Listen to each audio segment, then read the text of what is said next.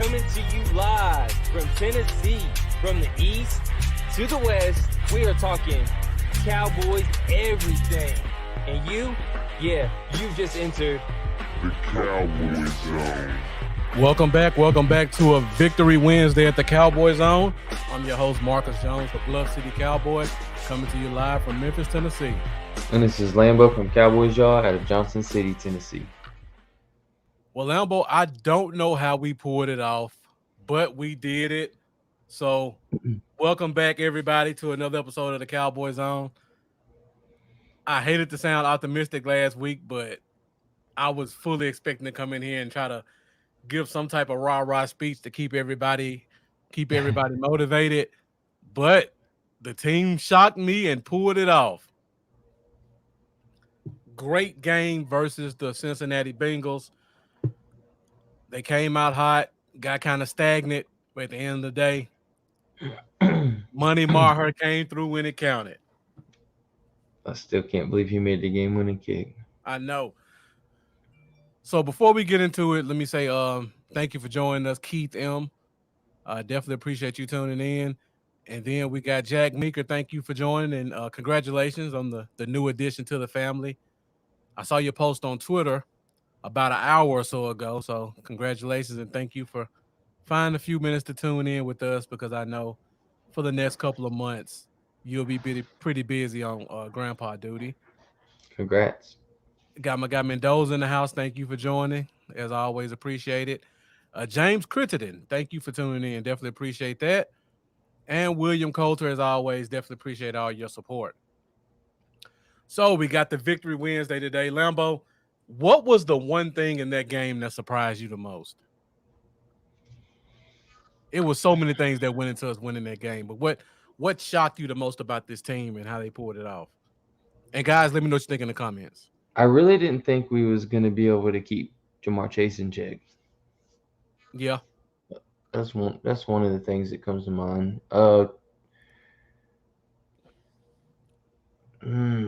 LVE playing above the level I expected him to play at. Uh-huh.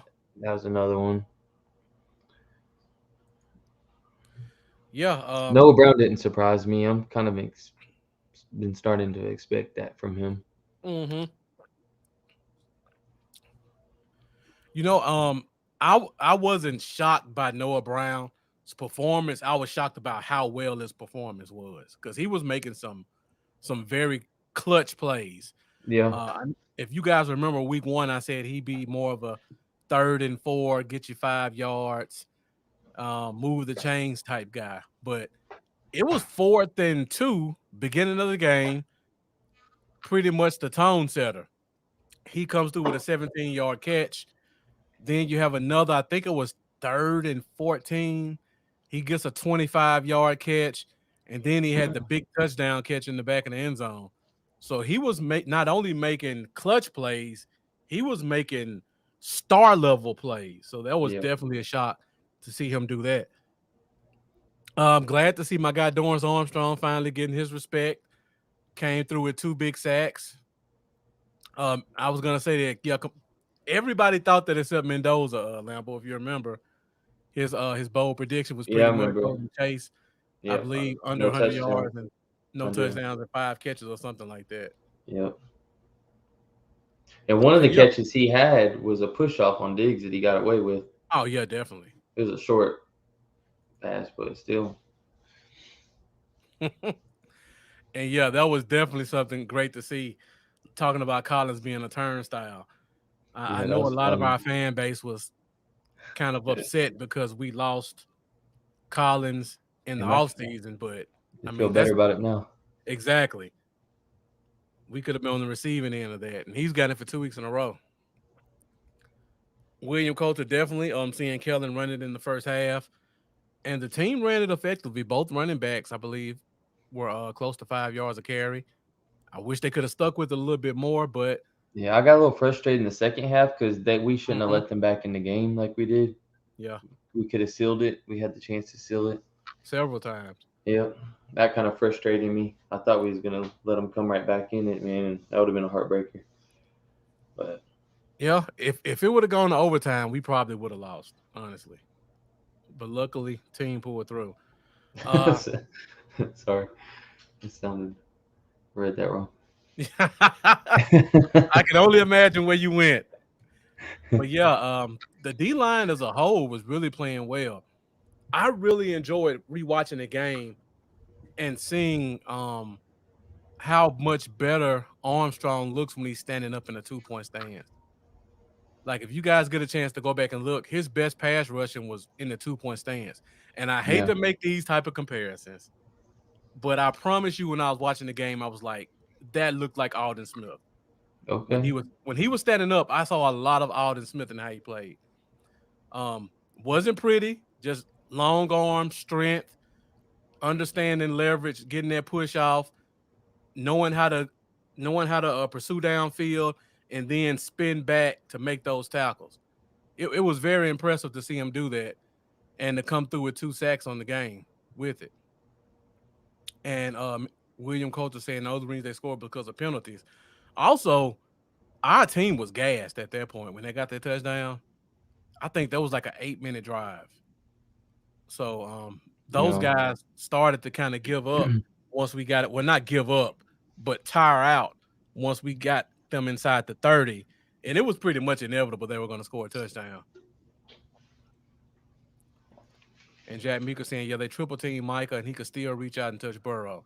There were They so have many plays where his pressure may not have been noticed by the average eye, but he created so much. so much. There was other guys. If you look at almost every other play that was made that wasn't him, if you go back and watch that play, you will see that it was still caused by him. Right, he was a contributor to it. Yeah. Definitely. But yeah, I mean, we all kind of talked about this, and Jeff, thank you for tuning in. Definitely appreciate you joining us. And Jack Meeker talking about Big Bo. Yeah, Bo actually had an even better game last week than the week before. He was doing a great job of holding double teams, and he was actually getting a lot of penetration that prevented them from running the ball in running lanes a couple times. So all around, just great job by the defense. And you talked about LVE earlier in the show. When you got good defensive tackles, your middle linebacker looks better. I think what we're seeing right now is kind of proving that you give a guy a chance not to get touched, and he'll give you some great statistics. And then one more guy we got to talk about, Anthony Brown. Didn't hear a peep out of whoever he was guarding. Just all around great coverage.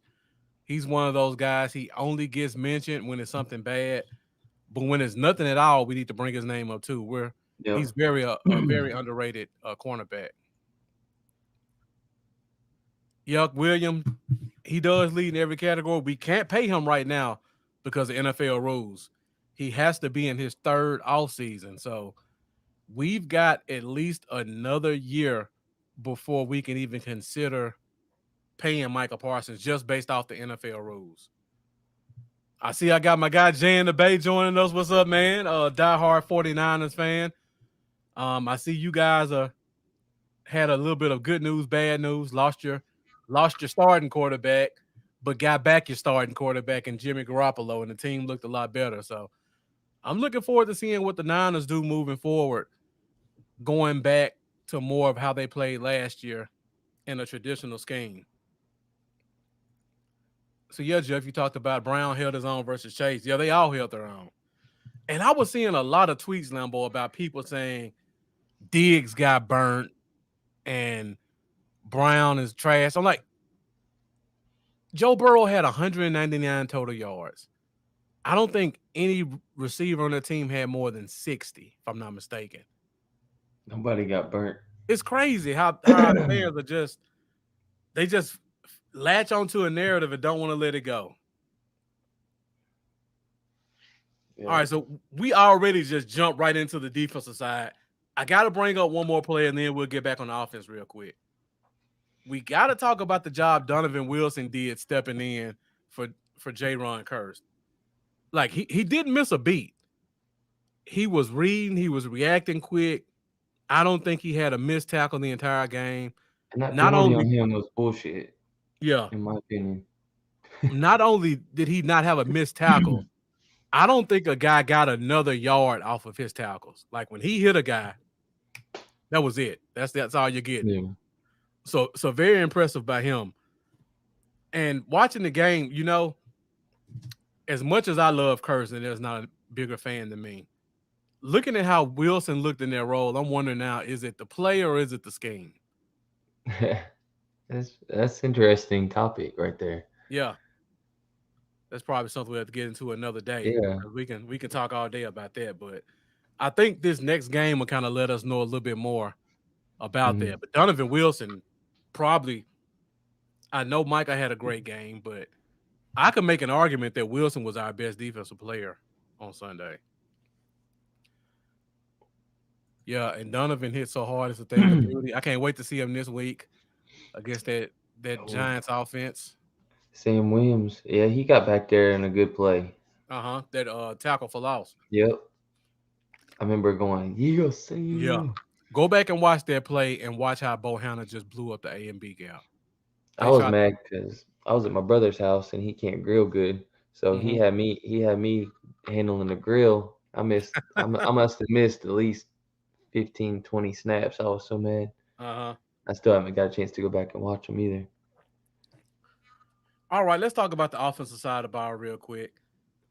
Cooper Rush, second start. He looked composed. He had a couple overthrows here and there, but overall had a very good game. Very solid game plan by the offensive coordinator, at least for half the game. What impressed you most about Rush's performance, Lambo? Just poise. Yeah. he don't, for a guy that's had extremely limited starts in his career, he don't really look like it. As far as it don't seem too big for him. He seems comfortable, relaxed. He don't seem too overwhelmed. Even when he had a couple throws he knew could have been picks, he turned. He didn't let it affect him, and that's basically it. It didn't make the big mistake. Almost did a couple times, but he did what he had to do. He's game manager. Yep. So all this team really needs, honestly. I mean, with the running backs we have and the defense we have, we just need a guy that can manage the game, don't turn the ball over. And he did just that. And I think, like you were mentioning earlier, I think we may be onto a streak coming up. Yeah, I think so. It lines up for it perfectly. Dak will come back in a great situation. Yep. I mean, it could be similar to that 2020 New Orleans Saints situation where Drew Brees actually broke his thumb, same injury. And it's really a 2-week injury, guys. It's not a 6 to 8 week injury. After a guy has his surgery, he can really start throwing 7 days later if he wants to. But we could be in one of those situations like the Saints were, where you let the backup come in, Teddy Bridgewater, game manager type guy, just knows how to make the throws he needs to make. And you let Dak take a couple extra weeks or two to get that healing process in, and then he comes back and we've ran off 3 or 4 in a row. So that will put us in a great situation. And then we're going to get a couple more players back. We'll talk about that in a few minutes. Talking about that poise, and Mendoza said I was thinking he'll be back for the Bears after the bye week against the Vikings. Yeah, it definitely depends on how well Cooper Rush keeps playing. And Jack Meeker, that's a great point. We'll talk about that in a minute, but let me say this. We talk about Cooper Rush's poise. We got to talk about that offensive line because they kept them pretty clean for the most part. And there was nobody better than Tyler Smith yesterday. Another great game by him going against Hendrickson, double-digit sack guy. He got off one time. Other than that, Smith was just on it. I really hate the thought of moving him away from left tackle. Yeah. I don't think it's going to happen. I'm at that point where, you just drafted him. He's young. Tyron can't stay healthy. Just let him continue to flourish and learn. But then there's, what's that do for Peters? What's going to happen there? Honestly, I think Peters just eventually gets on the roster and becomes a swing tackle. Yeah.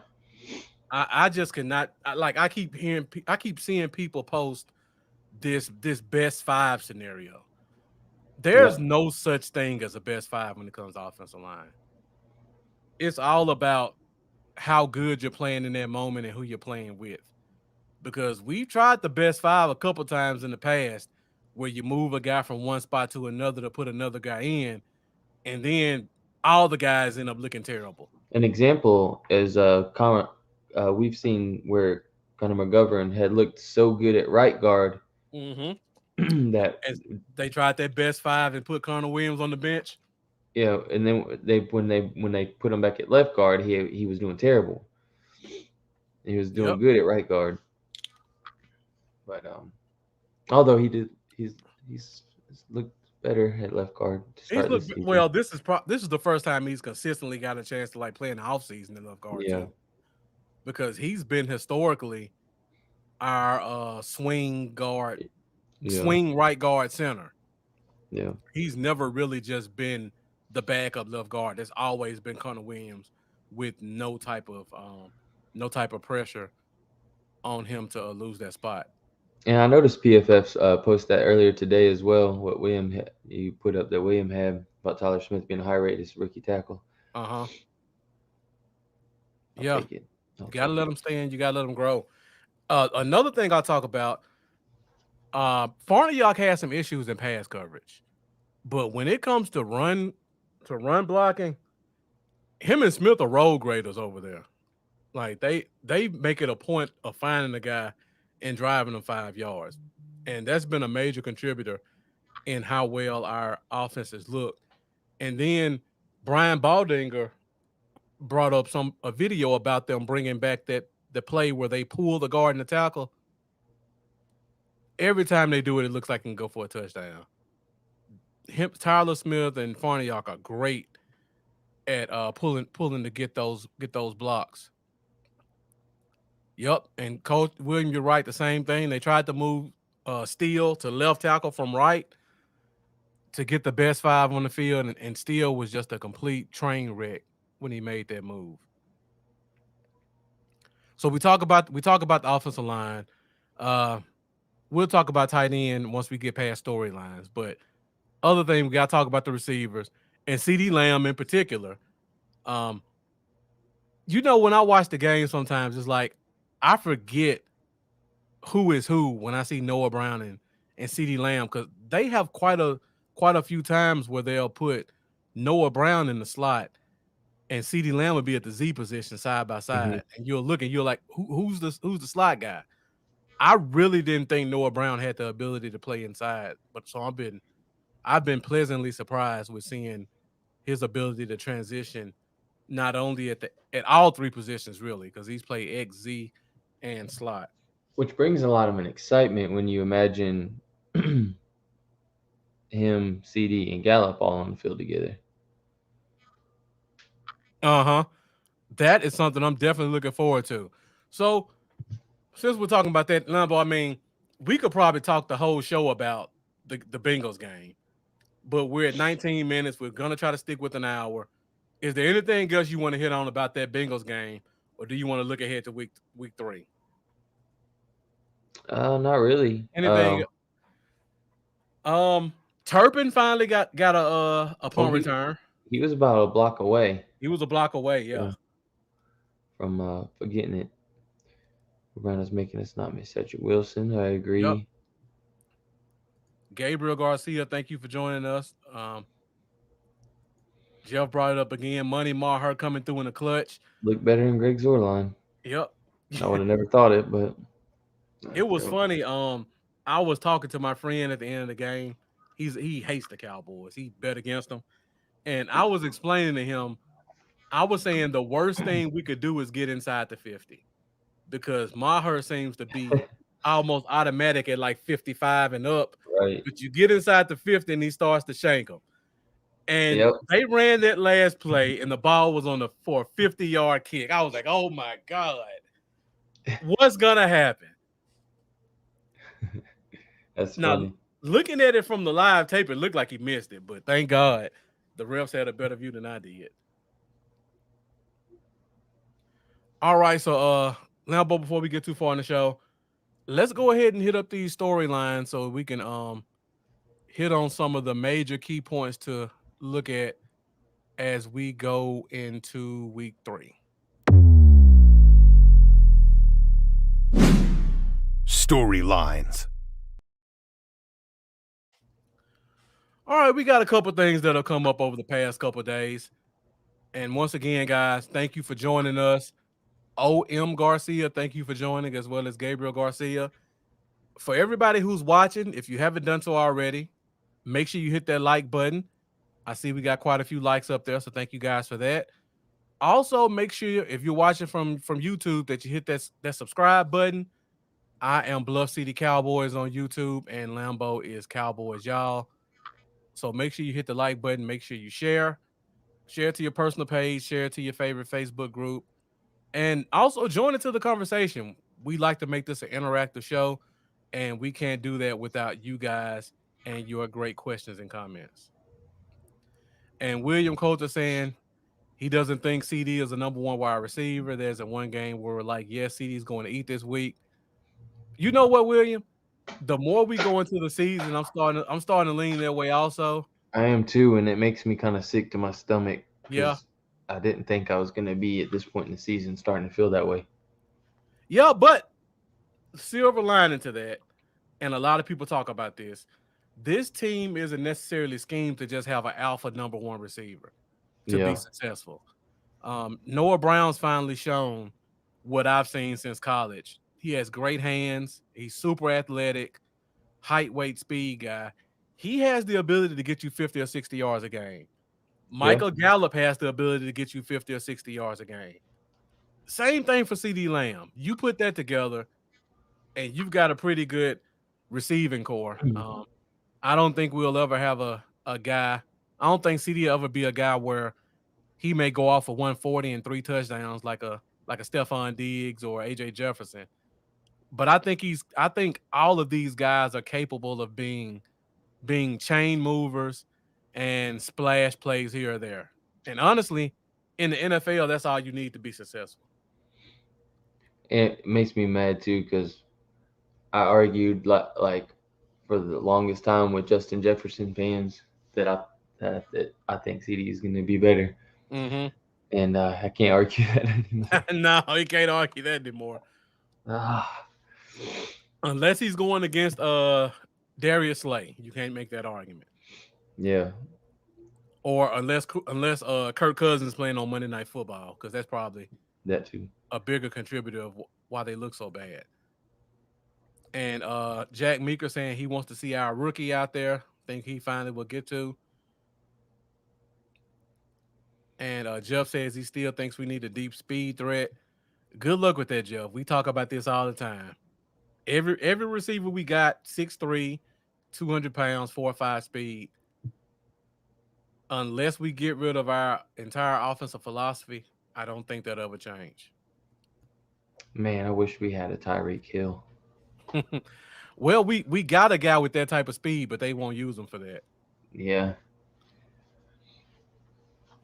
So, let's hop into these storylines real quick, Lambo. We're at 25 minutes.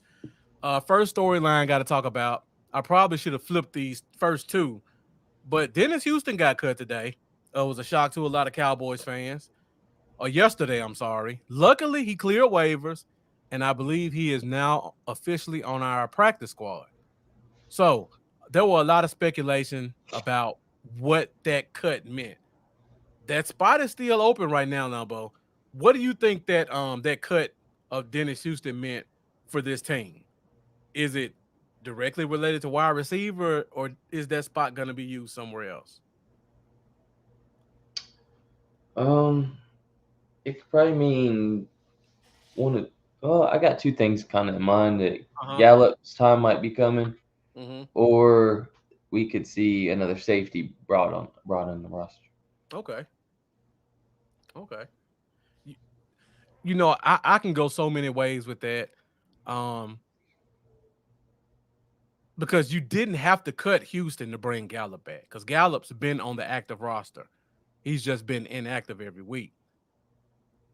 And oh yeah, that's right. I'm thinking maybe they're gonna bring Peters up, just like Jack Meeker just posted. Beat me Yeah. to it.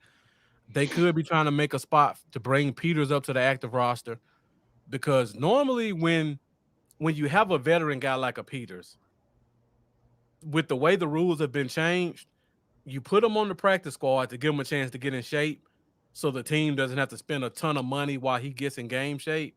Yeah. And then when they feel he's ready, then you can put him on the roster and start to pay him that big veteran minimum salary. So they could be gearing up to bring him to the 53-man roster. Um, Another thing I was thinking about, they could be thinking about bringing in another veteran wide receiver. Safety was also an option to me, and I was also thinking about. I was thinking maybe a tight end, but I didn't see any tight ends that were free agents right now that would warrant trying to sign them immediately to the 53-man roster. So Yeah. right now I'm leaning kind of like you, safety or Peters. Now they could surprise us, and it could be a Will Fuller situation. That's the name I was kind of thinking about. That would give us our deep speed. Exactly. And when Jeff said that, I was immediately thinking about that, and I wanted to make a point of it.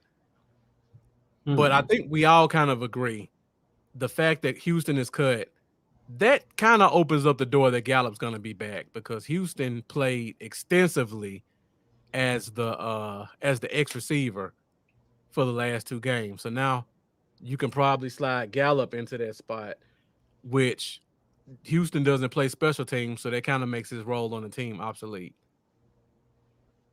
Because unfortunately, guys, Tober's probably going to still be inactive. So you can't have two wide receivers inactive on your team when you only got 5 receivers. And Jack Meeker, me and Jeff talked about this the other day. Andy Isabella did get cut. I don't know if he cleared waivers or not. I didn't keep up with it, but that's definitely a name that was at the top of my list of a guy we might want to bring in. And I got my guy Lee Williams, another diehard Niners fan here. Thank you for joining. Yeah, it was a bad break for Trey Lance, but I think Jimmy G's the better quarterback for your team right now. So, Lambeau, Gallup coming back. Jeff asked a question. Let me see if I can find it. He says he hopes we're not rushing Gallup back. You think the team might be rushing him back, or I mean, this is right around the 9-month mark for his surgery, 8-month mark for his surgery.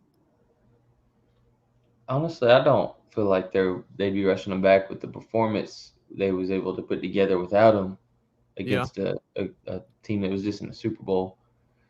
I don't think they'd rush him back. I think if he comes back, I think they feel extremely comfortable where he's at. Yeah, and we sometimes as fans have the problem where we still think of things from 5-10 years ago when we think of certain NFL attributes. 10 years ago, an ACL injury was a 1-year injury. And then sometime over the past 5 years, it cut down to about 9 months with the Adrian Petersons and guys like that. Now we're at a point where modern medicine, past 5 years, it could be a 7-month injury now. We just don't know. So it could be one of those things where we're still thinking it's a 9-month injury, and just technology is cutting down their recovery time. Yeah. And no doctor would clear him unless he was able to play. So it's not like Jerry can just have a wink and a nudge and bribe somebody to get him back on the field. He has to clear independent doctors say so before he can get back on that field and play. Yeah. It's came a long way. Yeah. I mean, you got Akers coming back from an Achilles, and that literally never happens. Mm-hmm. We'll see how that lasts, but yeah. William Cozer asking the question, talking about Turpin. Why aren't we using Turpin as our deep threat? I mean, honestly, William, this team just doesn't. The scheme of our offense doesn't have a deep threat option. Just plain and simple. It's not a part of our system. Turpin, I believe, ran a high 4.2, low 4.3 at his combine, so he does have the speed to stretch the field. You also asked about Semi Fehoko a while ago. It was Jack Meeker. Semi Fehoko is a high 4.3 guy also. Speed just isn't part of our scheme right now, unfortunately. So as much as we like to see it, I think it's just wishful thinking. Yeah, I agree. The Bengals are who we thought they were. A team with a below average offensive line and a quarterback who lives and dies off of big plays. What's the coach that they are who we thought they were? That was Minnesota Vikings. It was the Vikings versus the Ravens. Dennis Yeah. Denny Green. Dennis Green. Dennis Green for the Vikings. Yeah. Yep. That's right. Yep. We are who they are who we thought they were. We let them off the hook. All right. So next thing, Dalton Schultz injury. So Dalton Schultz hurt himself late in the game. Thank you guys. Appreciate you confirming what we thought. Jeff and Jack. So Dalton Schultz hurt himself. Good chance he's probably going to miss this game. Got some real good looking young tight ends. I was way off, Jeff. Thank you for that. You're right. You're 100% right. It was Cardinals and Bears. I don't know why I'm thinking Vikings and Ravens. I'm saying those young tight ends, man, they look like they might be really good. Well, we finally get to see them in action. Because I agree. Schultz gonna regret missing his game if they look really good. You know the worst part about this? Think about our tight ends in the last 4 times we played the Giants. Monster games. Yeah. I mean, Blake Jarwin pretty much made his whole career off of Giants games. These guys come out here balling like crazy. They're gonna think twice about a big long-term contract when they got 2 good-looking tight ends. Yep. I don't think we'll see as much 12 personnel as we've been seeing in the past if Michael Gallup plays. So one of these guys is going to get a chance to showcase what he can do in a very easy matchup. Also considering the fact they just signed Jalen Smith back, which pretty much is like icing on the cake for a tight end. Because there's no shot of Jalen Smith covering either one of these tight ends in open space. Way too good, even at a young age. Yeah. So guys, I hate to go to the Sunday pregame show, but if you need a tight end this week, pay attention to who Dallas is giving more playing time to, and you might want to go pick them up for a week and stream them. And Lee saying he can't wait to see Zeke versus Barkley. That's going to be an interesting one. I can't wait to see Parsons versus Barkley, Penn State versus Penn State. Yeah, I forgot about that connection. Yeah, William Coulter, they did sign Jalen Smith last year also when they played against us. I don't know why they keep bringing them back. I guess they didn't see enough last year. Last storyline, talking about Dak's progress. I mentioned this before. This is really a 2-week injury if we want it to be. So Dak is kind of in the tail end of that. They're saying he could get out there and throw now if he wants to, but they're going to try to slow play it. So Lambo, realistically, how long do you think he sits out from this? Just knowing the competitor that Dak is, he's going to come back as soon as possible. I'm going to say. Let me look at the schedule. I'm gonna look at the schedule. Let's assume they play the next 3 games after the Giants game. They play Washington, they play the Rams, and then they play the Eagles. There's no chance he doesn't play the Eagles game. No chance he misses that game. Yeah, that might be the game he comes back. Because the bye week is the week after the Eagles game. No. He's not gonna sit out the Eagles game and the bye week and then play the Lions, which is what a lot of people are trying to project. I'm showing the bye is week 9. after Chicago. Oh, I'm sorry. I'm looking at the wrong thing. You're right. But yeah, I think. I mean, if I think it. I mean, a division game, tough game. Philly's rolling. I think he's gonna be back Philly week. Okay, let me ask you this question. That'll be the 5th week. Let's say we lose against the Giants this week. Does that change your mind?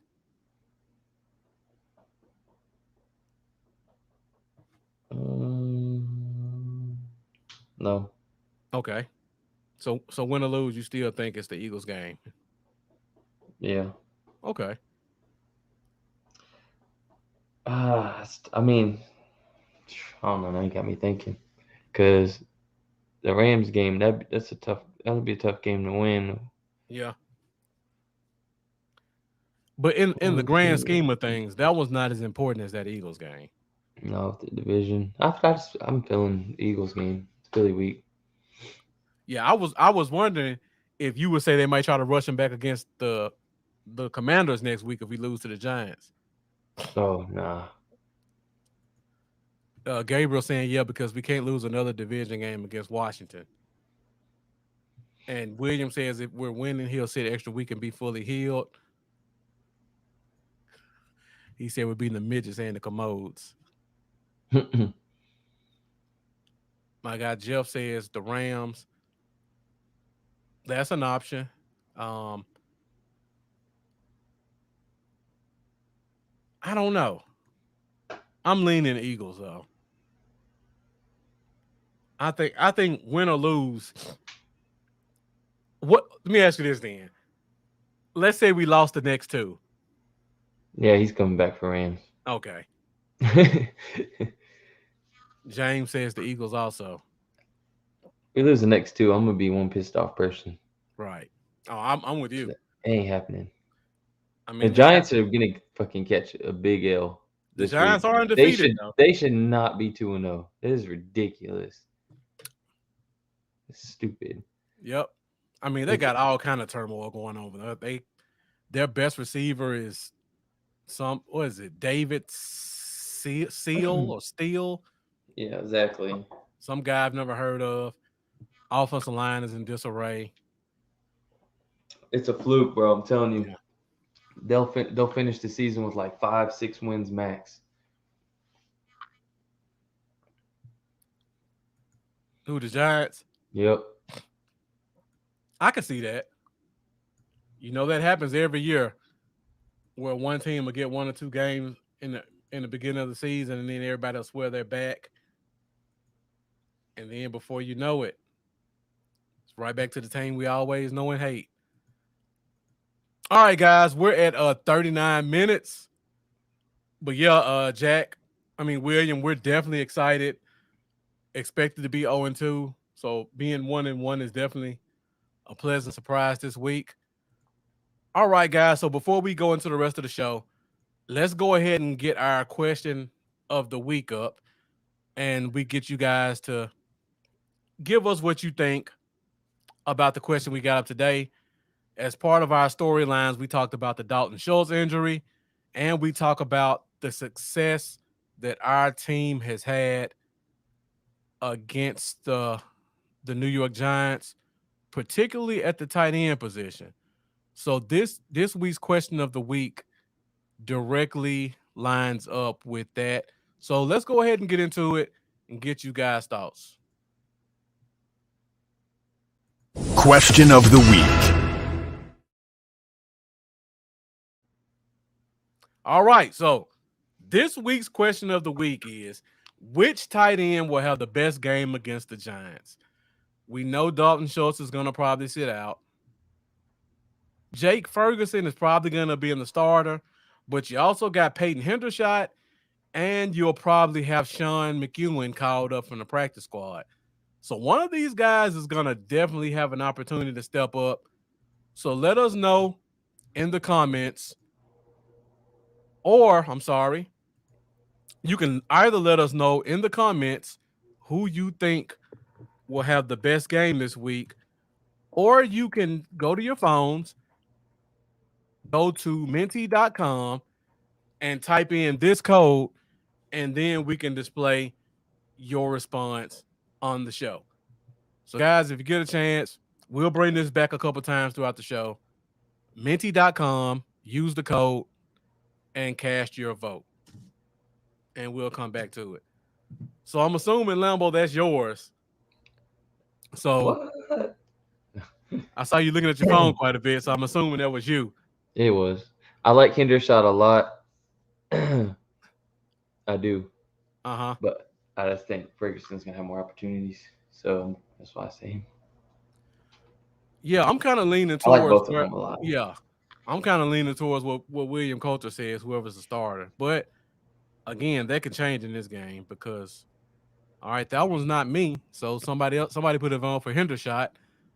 I'm probably assuming that's Mendoza. I don't think I can go and check. But we got one vote for Jake Ferguson, one vote for Hendershot. Okay, we got a couple people clicking in. Is that Got Sean one. McKeon? Got one for each tight end. So this one is going to be a little bit more involved than I thought it would be. So, guys, if you get a chance, go ahead and cast your vote. Let us know who you think, and we'll come back to it again later in the show.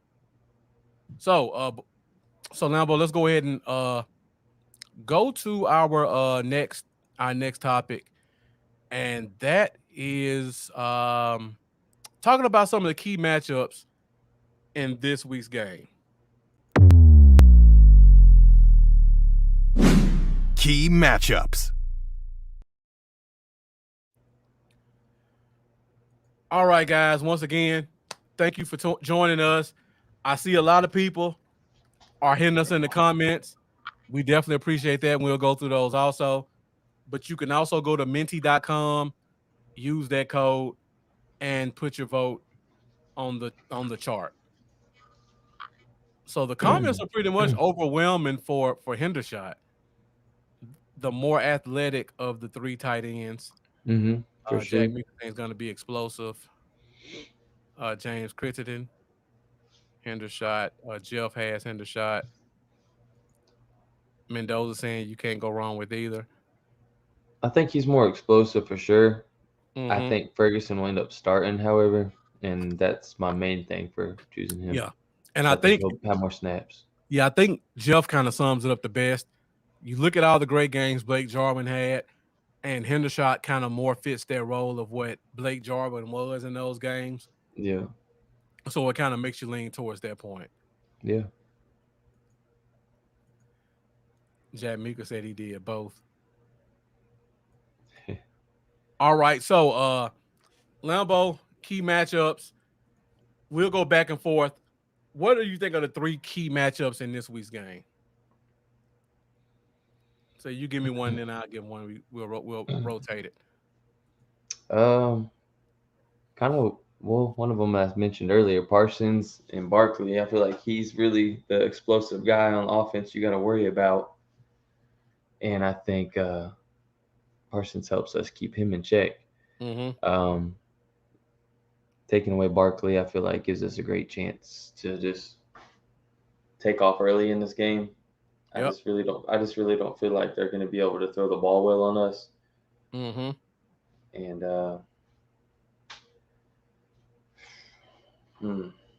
you know, and Mendoza took my first one.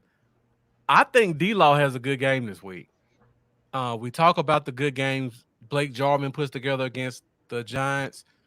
D-Law normally puts a very good game together against the Giants. He normally causes a fumble in every game, I think. So I'm looking for D-Law versus the rookie right tackle Evan Neal to be a spot where we take some chances at, and D-Law gets some opportunities. So that's probably my first one that I'm looking at. And Bob Heck, thank you for joining. He says look for Kayvon Thibodeau to come back against our tackles this week. We'll have to watch the injury report to see how that's looking. And Mendoza, Lambo actually said the exact same thing earlier in the show, Penn State versus Penn State. All right, Lambo, you got another matchup for us? Not at the moment. All right, well, you know I got to talk about this one because I brought it up already. Jalen Smith versus our tight ends. I feel like we've been looking for the tight ends to have a big game because our team is so dependent on them. I think this is the week that one of our guys steps up, and we'll go back to the question of the week to see which tight end the fan base thinks would be the best performer. But one of these guys is going to make a couple of splash plays against Jalen, and I think that's going to be the difference in the game. On top of our receivers doing what they do, I think the tight end opens the floodgates up for the rest of the team. And let's see, got anybody else in the comments? Mendoza says Noah Brown versus their rookie corner Cordell Flott. I have no clue who Cordell Flott is, so that one would definitely be interesting. Jeff says, "Do I think Jalen even plays?" I would say yes, Jeff, because their linebacker core is a mess. And I really feel like they brought in Jalen because they need every edge they can get at that position. And I also believe Leonard Williams might be out this week also. So they must like Jalen as an inside body for their defensive scheme. So Mendoza, I got to check that out. Let me know why Cordell Flott is starting. Did he beat out Aaron Robinson, or is one of their starting corners hurt? Because I thought it was Robinson and Adoree Jackson who were the starters. So let me know in the comments. Yeah, Jeff, when you need a name you haven't heard of, you can always go to the well of Mendoza. He's got one for you. So we talked about Jalen, we talked about the ends. If I had to throw one more key matchup to look at, I would probably go with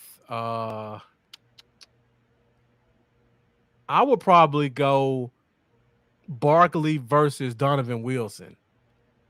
I feel like Parsons is a good one also, but I think just the way they run their scheme, Yeah.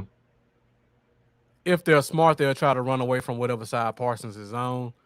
So you got to hope your Van Der Esch, Donovan Wilson type guys can make the tackles. Mm-hmm. Because people are crowning Barkley because of his performances the past 2 weeks. If you go back and watch the game, 90% of his production came from 2 runs. So I think he's got like 200 and some yards total in 2 weeks.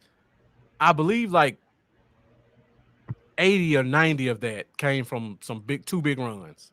It seems like that's been him his whole career in the NFL. Exactly. You keep him bottled up. Yeah, average 3 yards a carry an entire game, and then he'll break one off at one point in the game, and that's it. Mm-hmm. Bob Heck saying we must set the edge out. D tackle LV is gonna be big in this game. Definitely, just like I said, your Saquon's gonna try to get to the edge. He's a big scat back. He's a scat back in a power back's body. He's not gonna try to do anything inside. So you got to try to make sure you get him down, and don't let him hit that corner, which I think our defense is really good at right now. And Jeff saying he always likes Parsons and D-Law on separate sides. You know what, Jeff? Going back and watching last week's game, D-Law looked much better inside than outside in the run game and the pass rush game. So just pay attention to that D-Law inside at tackle. Also, Fowler looked really good inside on 3rd down. I don't think he could do it on 1st or 2nd down, but 3rd down, he definitely looked good as an inside rusher. But I just hope that they D-Law taps into whatever he taps into when he plays the Giants and gives us a good game. We need Trayvon Diggs to tackle every time like he did at the end of the game. Yeah, Bob Heck saying the cornerbacks must support. They didn't support week 1. So now we know Diggs can do it if he wants to do it. If he wants to. If he feels like it. Yeah, that NASCAR looked really good. I'm looking forward to seeing what they do against this Giants offense. If I had to put one more out there, I'm I'm confident in Diggs. If Galloway plays or he doesn't play, I'm confident in Diggs. I'm confident in Brown, regardless of Tony or David Steele or David Seals, whoever it is out there. But on the inside, Sterling Shepard, that's one you got to pay attention to. Because when Shepard is healthy, Shepard is a big playmaker for that offense whenever he's out there. He just deals with so many injuries. So got to pay attention to Jordan Lewis versus Sterling Shepard in this game also. And Jack Meeker saying Barr might be headed towards a rusher now too. You know, that's an option, but they've been using Barr quite a bit in coverage when they bring all the pass rushers on the field. Yeah, Golladay done quit. And Mendoza saying our interior versus their interior. They've been rotating left guard. I got to go back and watch the games to see that. So that's a good point if they're rotating guards, because we got a lot of strength at that D tackle position. All right, now, but we're at 52 minutes. Let's go back real quick and check on the question of the day and see where we are. See if we've gotten some more people to respond to it. And once again, guys, you can go to menti.com if you want to cast your vote. Put in the code and let us know which tight end you think are the best game. It looks like Hendershot's starting to run away from it.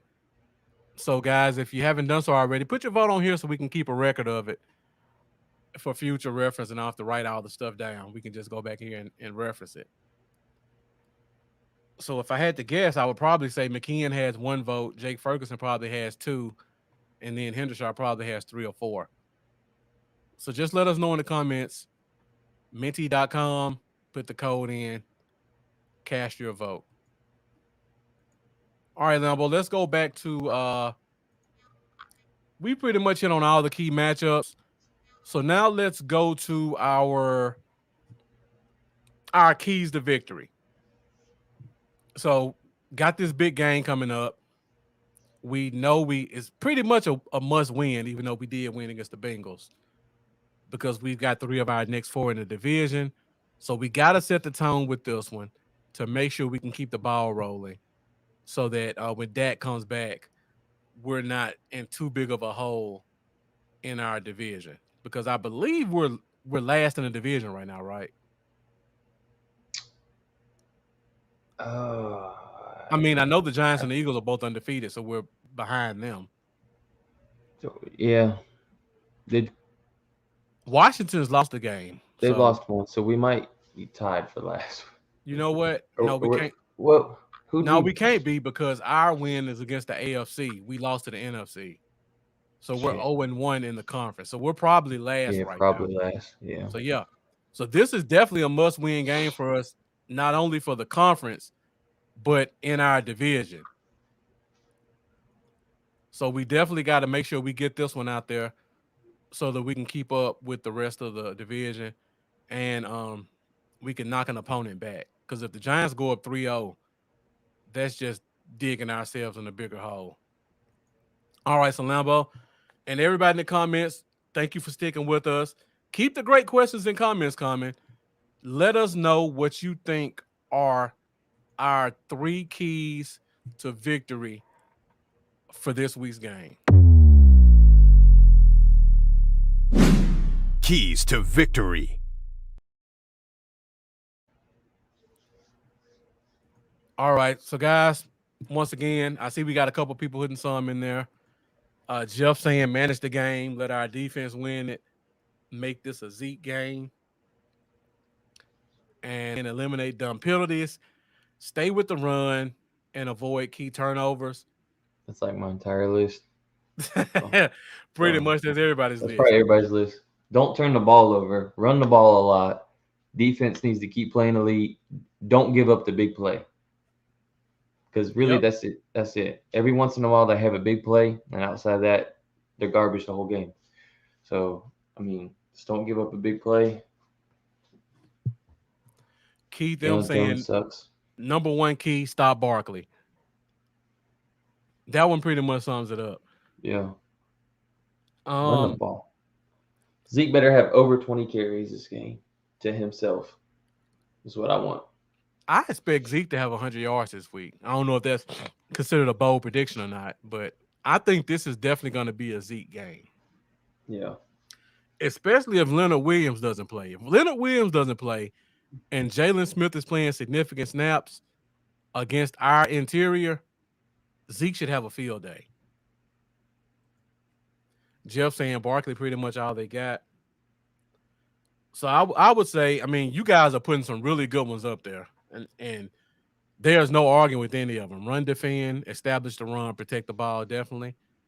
I know Bob Heck put one up there about penalties. That's the one that scares me more than anything. We don't need to have a bunch of stupid penalties this week. Did a pretty good job last week, but we had a couple of costly roughing the passers that kept some drives going that shouldn't have been kept going. Mm-hmm. Daniel Jones is known for escaping the pocket, so they have to be aware with those. And as soon as I say it, Bob Heck puts it out there. Don't let Daniel Jones run like Joe Burrow. Oh, he's fast.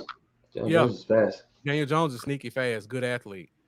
He can make a couple of plays that'll change the look of the game around, especially with our pass rush and how reliant our defense has become on it. When the quarterback breaks contain more than twice for some big runs, that pretty much neutralizes your pass rush. And then once we lose that, what do we have?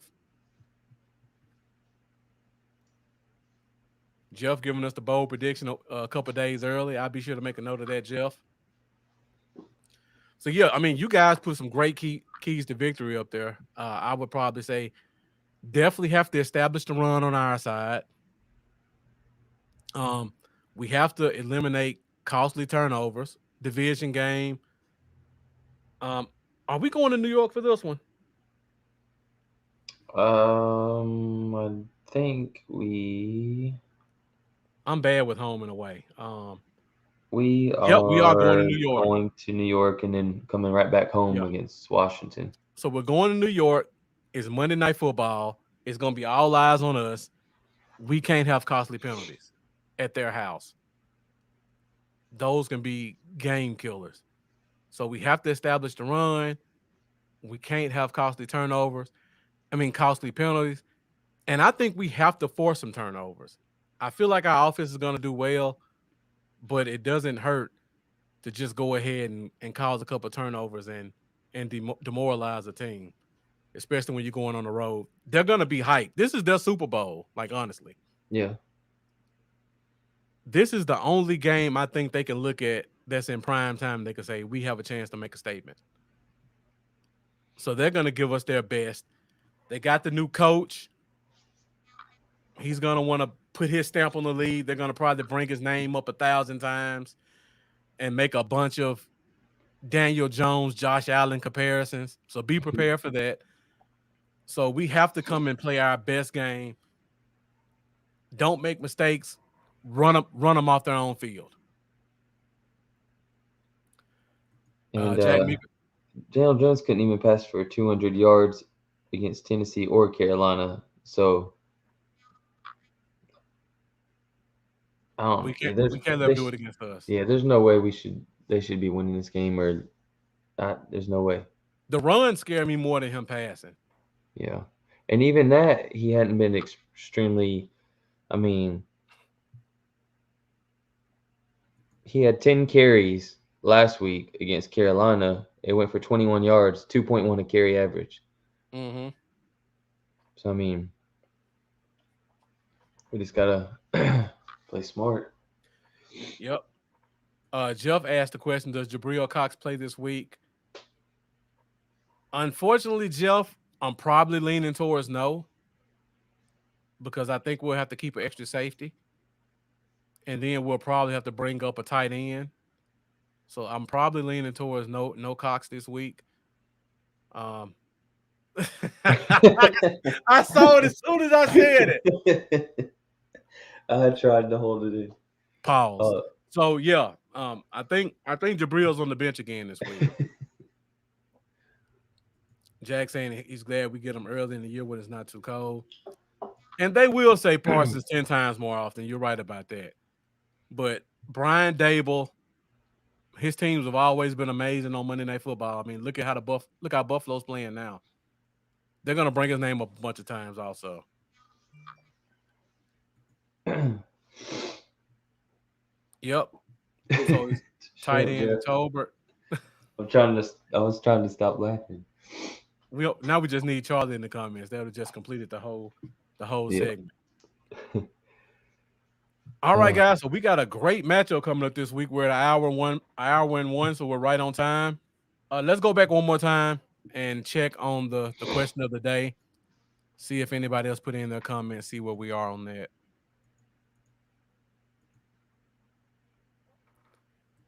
All right, looks pretty much the same. Peyton Hendershot.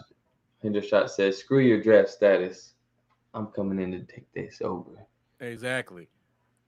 I'm excited about seeing them play though. That's I'm probably the thing I'm excited gonna that there's watch most. two. Like usually when something like this happens, we're like kind of uncomfortable about the whole situation. Like I feel really good about it because I feel like both these guys are going to be good young tight ends. So I like McKeon too, by the way. Yeah. I always kind of like McKeon. But are we wearing the navies? Yep, because that's supposed to be doing the whiteout. They're gonna wear the old helmets with the Giants down the side. I bet. Not probably. More than likely they are. Those All right, were their Lambo. best unis. They should have kept those. Before we get out of here, let's hit on this one topic really quick because this kind of been the question of the day around social media after Dennis Houston got cut. Do you think we see Tolbert this week?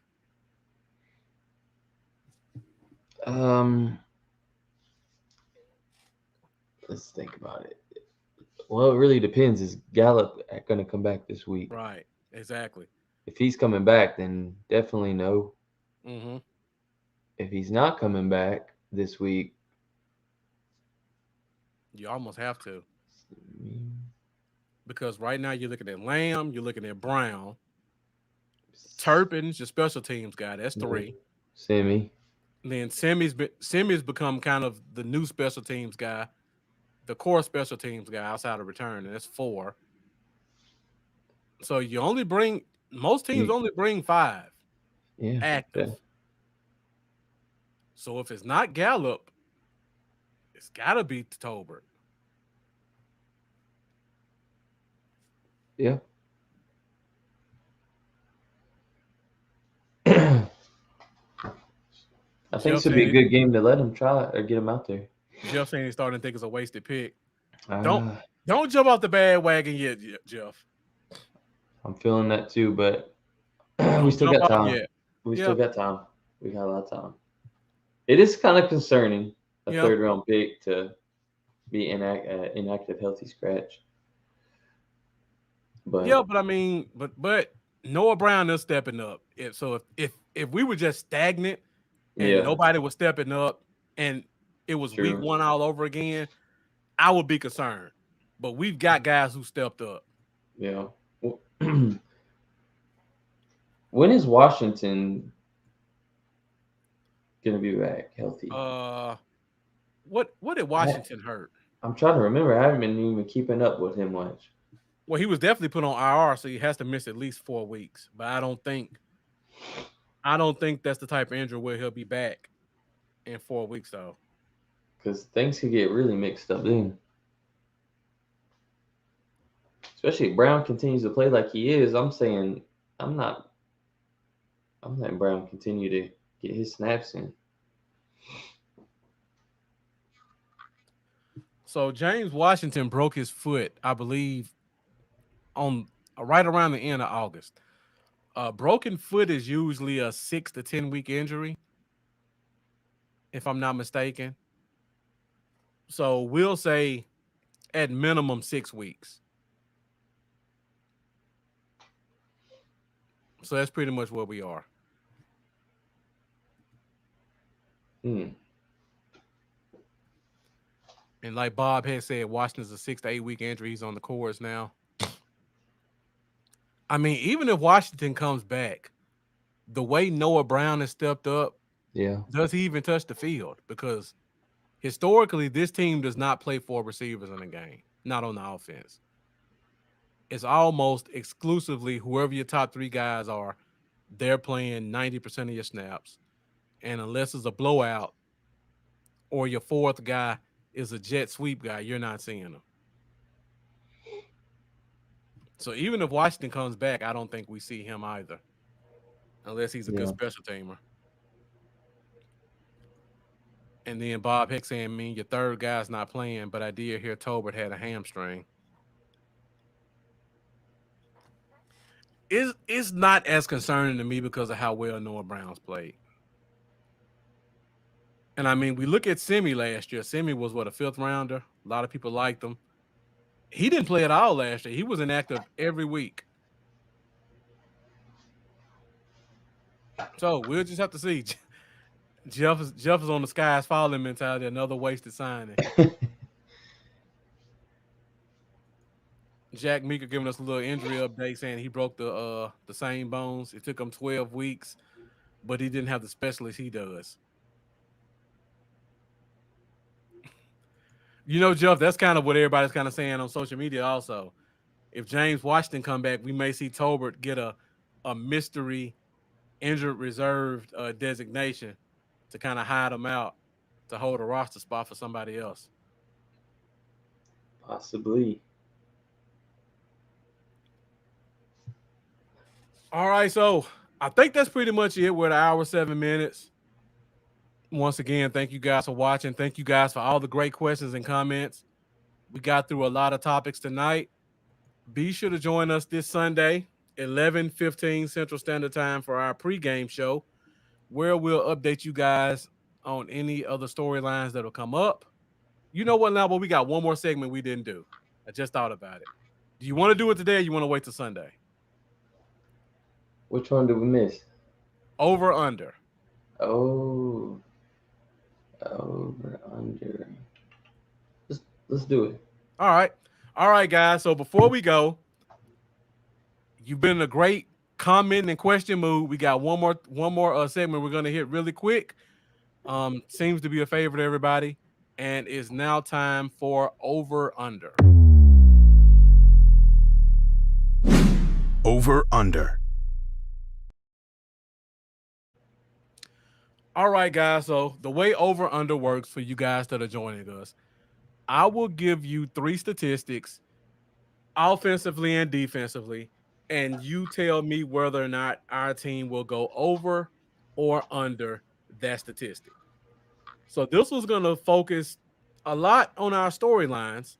So we'll start off Michael Gallup. Looks like he's going to play this week. More than likely he's going to be your X receiver. So let's say over under 10 targets. We're not going to do yards. We're not going to do catches. Over under 10 targets for Michael Gallup in his first game back. Let me know what you think in the comments. Under. Under.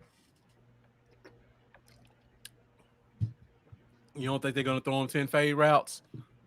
Nah. All right, I see everybody's going under on that one. All right, we got James saying over. All right, then, since everybody's saying under, let me change it up. I mean, CD only had 11 targets as the number 1 guy a few weeks back. I don't know. That's true. Okay, let's do this then. Over under 6 catches for Michael Gallup this week. I'm still honestly feeling under. Okay. 5.5. Over under 5.5. Under. Okay. Everybody's I give him 4. I'll give him 4. Okay. Everybody's going under on that. So I think you're all kind of with Keith M on this one. He'll be on some type of snap count. Jeff saying they'll try to break him in. So you guys aren't looking for him to be as heavily involved in the offense as other people might think. All right, let's go to the tight end position because we've talked about this quite a bit. Bob Heck also saying he's going to be on the pitch count. All right, so we go to the tight end position. And you guys can go back and look at the history of tight ends in this game the past 2 to 3 years. Over under one of our tight ends, 60 yards. Over under 60 yards for one of our tight ends. Let me know what you think in the comments. Oh, man.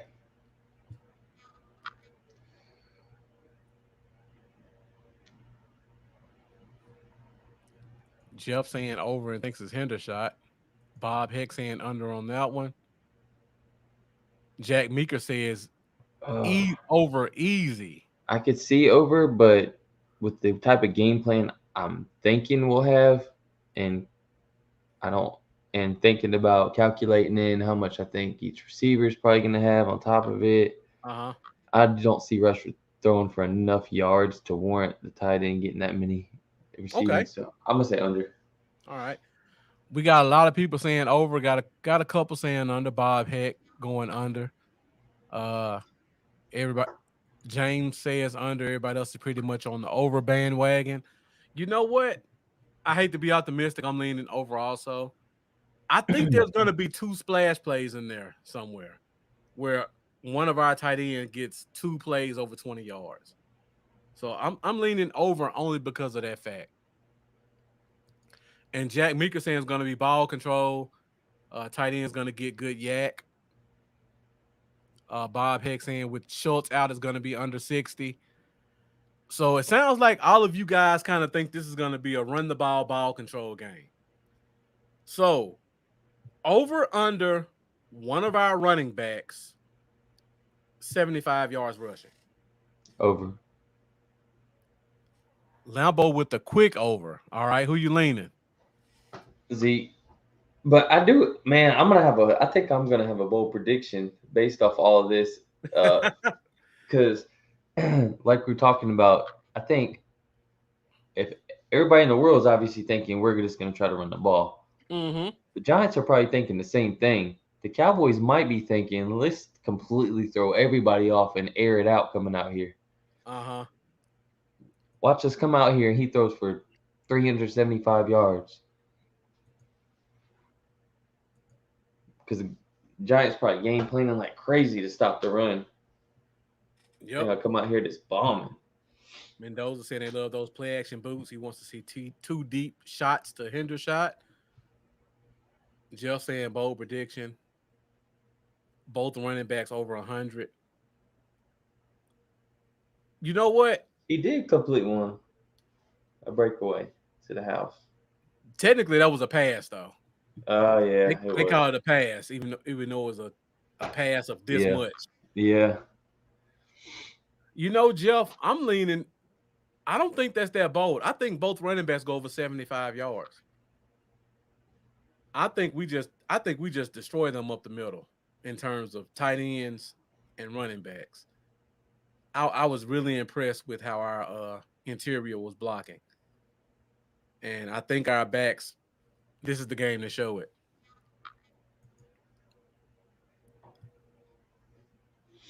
And Mendoza says he's averaged 280 in his 2 games he's played. All right, so we're at hour 15. Lambo, let's go to the defensive side of the ball real quick. Parsons is gonna Parsons, so I don't even have to do that one. We had Dorrance Armstrong get 2 sacks last week. Over under another pass rusher, 1.5 sacks. Dante Fowler, over. Over, okay. You know, Dante Fowler has looked really good the past 2 weeks. He has. All right, guys. 1.5 sacks, over under. Yeah, Bob Heck, we talked about this early in the show, talking about them bringing their counter trade back with Tyler Smith and Matt Farniok blocking. Those guys haven't seen a guy yet that they haven't tried to pancake. I love him in run blocking. Jeff just making this a bold prediction Wednesday. I see Jack Meeker says over, Mendoza says over. Jeff gives the over to Sam Williams. Bob Heck also saying over. Over 1.5 sacks. Yeah. So, guys, let me know in the comments. Who do you think is the guy that gets the over? Lambo says it's Fowler. I'm leaning Fowler also. So let me know what you guys think. Jack Meeker says he saw Barr getting in last week on the fun, so he sees I'm bringing it this week. All right, so we talk about Saquon Barkley and how boom or bust he is. Over under Saquon Barkley 60 yards rushing.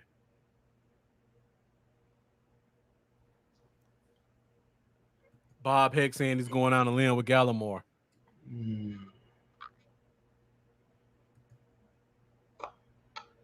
Yeah, I'm with you, Mendoza. I'm gonna say over. Okay. Because of a splash play. All right. Jeff says over. Mendoza also says over. I think we shut him down. I'm going under. I got faith in him. 76-ish. That's what exactly like the number that was in my head, Jack. Uh-huh. That's exactly what I was thinking at when I said over 76-ish. He may go over. That doesn't necessarily mean they win the game, though. Jeff says it'll be a lot of attempts. He'll probably have 15 rushes for 12 yards and then break a 50-yard or something. Yeah, like that. pretty much. Yep.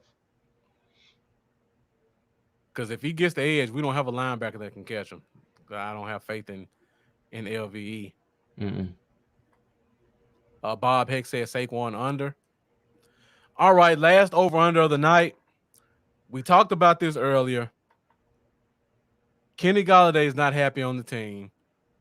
I don't know what's going on with Kadarius Toney, but he either doesn't get playing time or he does and he gets hurt. David Seals has been their number one receiver for the past 2 weeks. I don't know who in the hell that is. They got the young guy, Wan'Dale Robinson, they drafted, I think, in the 3rd round. And then Sterling Shepard's healthy right now. So they got a lot of receivers just out there. And our corners have looked very good the past 2 weeks. Over under one of the Giants receivers 75 yards. Give me under. Okay. In a game they may be behind the whole time. Yep. All right. Lambo says under on the receivers. Over under one of their receivers 75 yards. Bob Heck says under. Jeff says over. Jack Meeker says under. Jeff says garbage time. I don't think anybody in the Bengals got over 75 yards receiving. No, they didn't. I'm like, man, if we can hold, they have a good receiving core. Yeah, the Bengals have arguably the best receiver core in the league. I think I'm a little optimistic. Well, I guess it's not optimism. Our defense has looked awesome. Yeah. I don't know, man. I just wanted to put that one out there just to see what you guys thought. See if somebody can maybe slip through the cracks and get a couple catches that the Bengals couldn't get because they were really even though he hasn't done anything this season. I still have a fear of Kadarius Toney when he actually is given opportunities and he's healthy. Yep. He's the guy that worries me the most. But are they actually going to use him is a question. Yep. A great point too, Bob Heck. Nobody from the Bucs went over 75 yards either. Jeff saying we let off the gas and one may get over, but they still lose.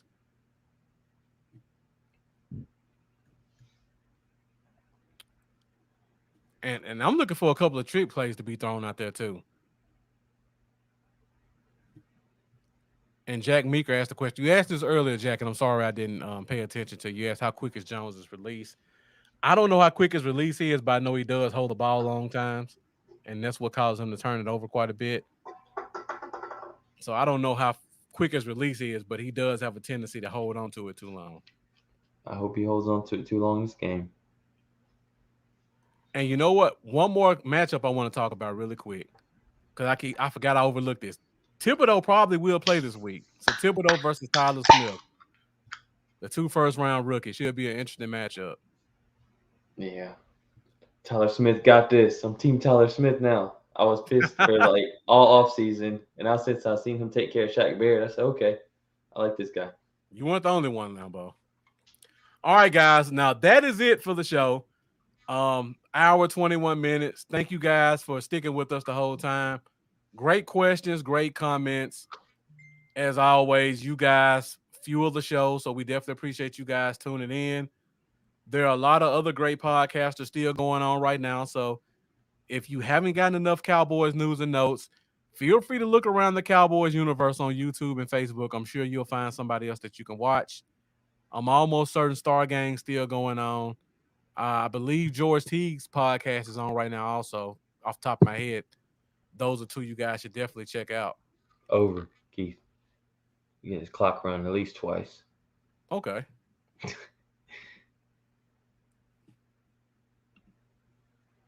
Yeah, thank you, Jeff. I appreciate that. And that's a good point too, Bob Heck. That's actually one of the things that turned me around to him, because normally you don't see rookies put in their work to transform themselves year one. Normally that's a second-year thing. To see him go out there and not only work with Big Duke, but transform his body, that lets you know this kid is taking this football thing serious. Yeah, definitely appreciate that, Jack Meeker. And once again, congratulations on the new addition to the Meeker family. Yeah, congrats, man. It's awesome. All right, Lambo, before we go, let the people know where they can find you at. Facebook, Twitter, YouTube, and Patreon is at Cowboys Y'all. Instagram is Cowboys Y'all 88. And thank you guys for tuning in and talking with us. Can't wait to talk to you guys on Sunday. All right, guys, you can find me on Facebook, YouTube, and Instagram at Bluff City Cowboys. You can also find me on Twitter at Bluff Cowboys.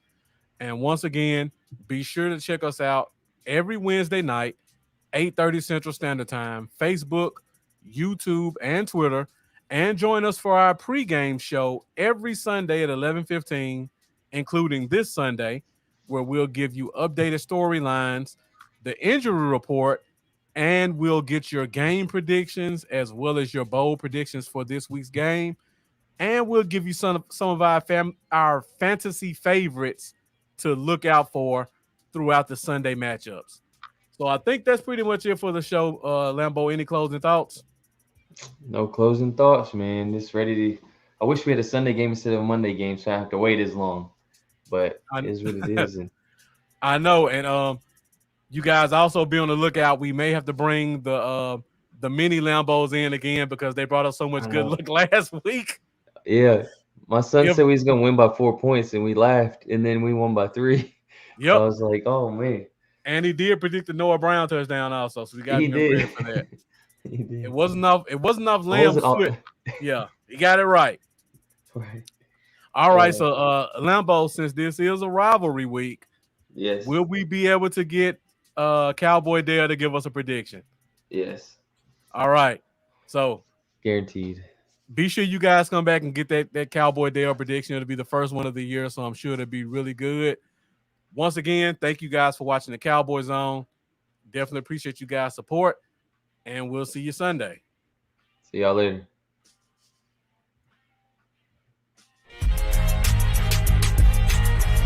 Thank you for watching the Cowboy Zone.